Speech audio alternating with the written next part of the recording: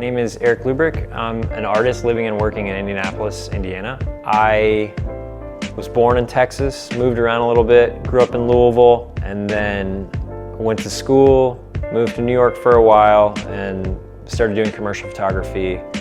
Moved around a little bit more, met my wife who lived here, and that's how I arrived here. This grant has yielded to me 2 different projects, and one of them is called Shattered Still Life, which is a series of still life photographs of flowers, bouquets that are seemingly blowing up from the inside out. And then the other project is actually more sculptural and is a participatory project that I was hoping to engage people and actually make a pandemic-friendly art piece that people could interact with.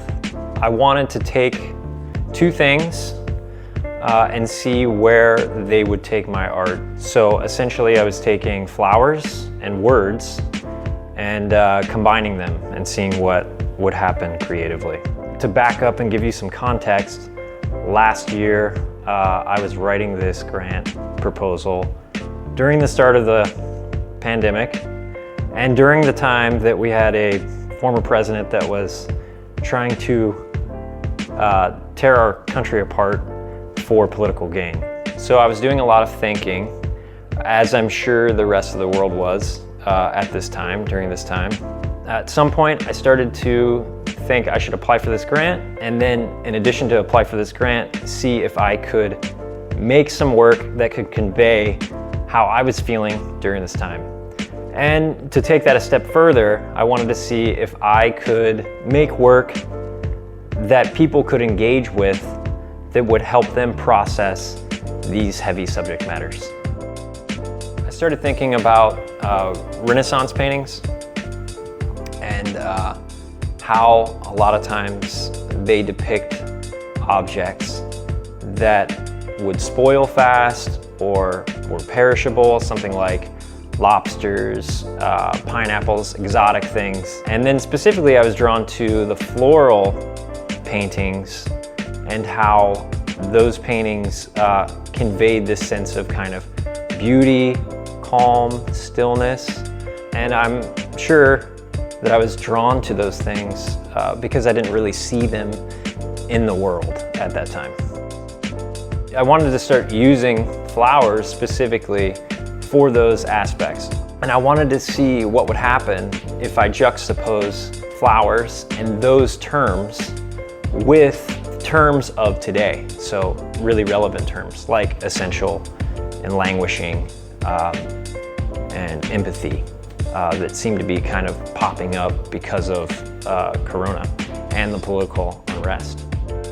The thing that I did that I felt like was successful first was the still life photos. The way that I make the photographs, I build a set as if I was shooting commercial photography. And then I put together a kind of bouquet of flowers or a collection of flowers. And then from there, I actually deconstruct them little by little. And I take lots of photographs as I'm doing this. So my camera's locked down on a tripod and I'll pull petals off. And I'll even like throw some into the scene little by little, and then I'll layer these in Photoshop. So I really kind of think of it as mostly like a collage. And then I really wanted to revisit the more literal version of what this project was, which is words and flowers. And that's how I got to the plexiglass letters and test tubes and flowers. This second project is called Floral Word Pieces. And it was inspired by Yoko Ono's To Hammer a Nail in a Painting.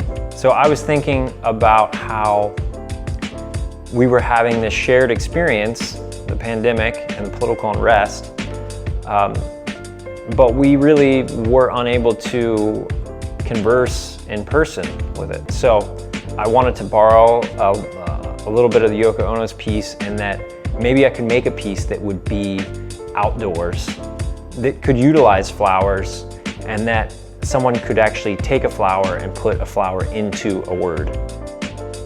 I personally think that this is some of the strongest work I've ever done, and I'm really thankful for it. I really appreciate the opportunity to work on this and you know, to have someone that seems to believe in my ability and that would invest in me, quite frankly. So.